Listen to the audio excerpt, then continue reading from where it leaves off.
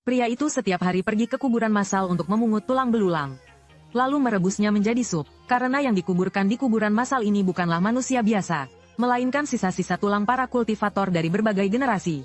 Mereka membusuk dan lapuk di tempat ini, membentuk sebuah dataran tulang yang membentang luas. Setiap tulangnya mengandung energi spiritual. Merebus supnya tidak hanya membantu kultivator meningkatkan level kultivasinya, tetapi juga dapat meningkatkan kualitas akar spiritual. Pria ini terlahir sebagai orang yang tidak berguna, hanya dengan meminum sup tulang manusia selama bertahun-tahun. Secara mengejutkan ia berubah dari pecundang menjadi pemilik fisik dua akar spiritual. Sampai pada suatu hari, sebuah tangan pucat tiba-tiba muncul dari dalam tumpukan tulang. Tangan itu tidak memiliki daging dan darah, murni tersusun dari tulang belulang yang seputih giok. Saat kelima jarinya terbuka terdengar suara gemeretak.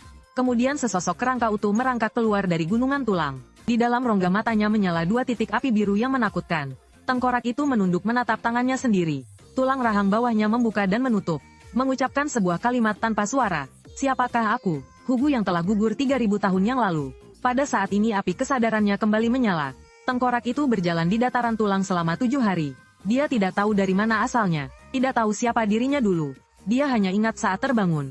Di dalam tulang rusuknya terdapat gumpalan api biru. Itulah jantungnya, dan juga sumber kesadarannya. Api itu berdenyut perlahan. Setiap kali berdenyut, seutas energi lemah akan mengalir ke seluruh tubuhnya. Pada hari ke-8, dia bertemu dengan makhluk hidup. Itu adalah sekelompok hering tulang busuk. Monster iblis yang khusus memakan sisa sumsum tulang di dasar jurang. Raja hering pemimpinnya merentangkan sayap selebar 10 meter. Paruhnya memancarkan kilau logam yang dingin. Mereka menemukan tengkorak yang berjalan itu, dan menganggapnya sebagai santapan lezat yang bergerak. Tengkorak itu tidak melarikan diri. Ketika hering tulang busuk pertama menukik ke bawah, dia mengangkat lengan tulangnya untuk menangkis. Paruh burung dan tulang beradu. Terdengar suara dentingan logam dan batu, hanya meninggalkan bekas putih di tulang lengannya. Saat kawanan burung nasar tertegun, serangan balasan dari tengkorak itu dimulai. Dia tidak menguasai jurus apapun, hanya secara naluriah mengulurkan tangan dan mencengkeram. 5 jarinya menancap di tulang leher raja tua itu. Api biru samar menyebar melalui lengannya ke seluruh tubuh raja tua itu. Tulang busuk itu menjerit dengan nyaring. Daging dan darahnya dengan cepat meleleh, hanya menyisakan kerangka. Yang lebih aneh lagi adalah, kerangka raja tua itu hidup kembali di bawah kendali api, berbalik dan menerkam kaumnya sendiri. Sebuah pembantaian. Seperempat jam kemudian, 13 kerangka tua berdiri rapi di belakang tengkorak itu. Di rongga matanya berkedip-kedip api biru samar versi kecil. Tengkorak itu menunduk melihat tangannya. Api mengalir di antara celah-celah tulangnya. Dia mengerti satu hal. Dia bisa melahap kekuatan hidup dan mengendalikan kerangka. Tepat pada saat ini, api di dadanya tiba-tiba berdenyut kencang. Sepotong ingatan yang hancur muncul. Malam badai. Seorang kultivator berjubah hitam menghancurkan batok kepalanya dengan satu telapak tangan. Sambil menyeringai dingin, Chu Xinghei, tubuh tulang tiangang milikmu sekarang menjadi milikku. Chu Xinghei, ini adalah namanya. Lebih banyak kepingan ingatan membanjir masuk. Murid dalam sekte Tianlan, memiliki konstitusi tulang unggul, tubuh tulang tiangang. Dijebak oleh adik seperguruannya, Lin Xiao. Garis keturunannya direbut, dibuang ke jurang tulang belulang. Tengkorak Chu Xinghei mengangkat tangan tulangnya, menyentuh rongga dadanya yang kosong. Tubuh tulang tiangang telah dicabut. Sekarang dia hanyalah sesosok tengkorak biasa. Tapi lalu kenapa, api biru samar itu tiba-tiba melonjak. Dia mengangkat tangannya dan meraung panjang tanpa suara. Keheningan selama 3000 tahun bergemuruh di dalam dada. Karena takdir membuatku menyalakan kembali api jiwa, maka aku akan menggunakan tubuh tulang belulang ini untuk melawan langit dan menghancurkan bumi. Butuh waktu 3 bulan untuk memanjat keluar dari jurang ligu. Chu Xinghei tidak membuang-buang waktu. Setiap kali dia melahap monster iblis di dasar jurang, tulangnya akan menjadi lebih keras, dan api biru samar itu akan menjadi lebih kuat. Saat dia tiba di dinding jurang, di belakangnya sudah ada pasukan yang terdiri dari 300 kerangka monster raksasa. Dinding jurang itu curam, angin kencang setajam pisau, tetapi Chu Xinghei menemukan sebuah jalan. Itu adalah para kultivator yang jatuh ke jurang dari generasi ke generasi, yang membuat lekukan di dinding tebing dengan tubuh mereka. Dia mulai memanjat, jari-jari tulangnya mencengkeram celah-celah batu, bergerak ke atas sedikit demi sedikit. Angin kencang bertiup, meninggalkan goresan-goresan halus di tulangnya, tapi dengan cepat diperbaiki oleh api biru samar. Pada hari ke-37 sesuatu yang tak terduga terjadi. Jauh di atas sana, sebuah tim ekspedisi sedang turun. 6 orang kultivator berjubah hijau dan membawa pedang. Di lengan baju mereka tersulam 2 kata Qinglan. Mereka adalah murid dari sekte Qinglan, sekte bawahan dari sekte Tianlan, kakak seperguruan. Apakah di jurang ligu ini benar-benar ada harta karun tulang purba? Menurut catatan kuno, 3000 tahun yang lalu sang master tulang tewas di sini. Pewarisnya, Perkataannya terpotong. Kultivator tingkat pembangunan fondasi yang memimpin tim, melihat pasukan tengkorak yang sedang memanjat ke atas.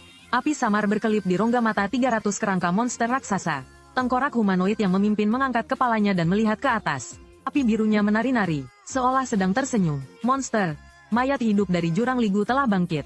Dalam kepanikan seorang murid membentuk segel tangan dan merapal mantra. Sebuah bola api melesat turun.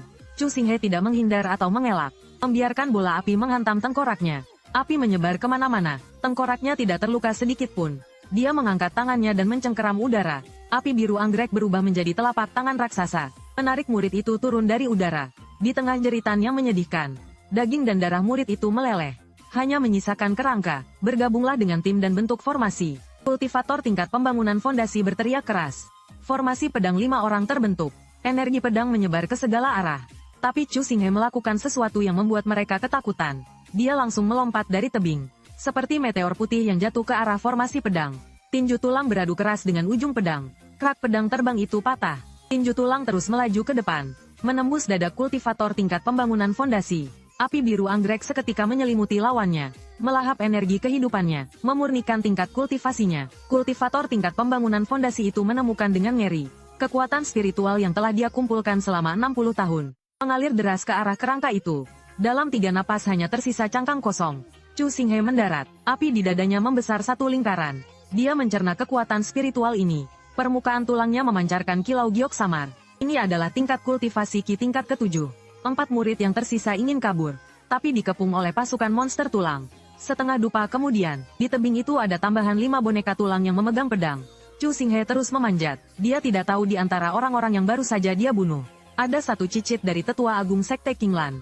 Badai akan segera muncul karenanya. Berita tentang perubahan di jurang Ligu Yuan tersiar 7 hari kemudian. Sekte Qinglan, tetua agung Zhao Song, saat melihat rekaman gambar cucunya yang berubah menjadi boneka tulang. Dengan satu tamparan ia menghancurkan meja besi hitam itu. Dalam gambar itu, api biru di rongga mata tengkorak berbentuk manusia itu menyala-nyala, menampakkan sedikit nada ejekan. Perintahkan seluruh Sekte Qinglan untuk memburu siluman tulang ini. Siapapun yang menangkapnya akan dihadiahi 100.000 batu roh, dan akan diberi posisi murid sejati. Di bawah iming-iming hadiah besar, Sekte Qinglan pun menjadi gempar. 300 murid Sekte dalam, 12 diaken tingkat pembangunan fondasi membentuk tim pengejar. Mereka bergerak dengan gagah berani ke pinggiran jurang pemurnian tulang. Mereka memasang jaring yang tak terhindarkan, menyiapkan formasi penyergapan, tinggal menunggu siluman tulang masuk ke dalam perangkap.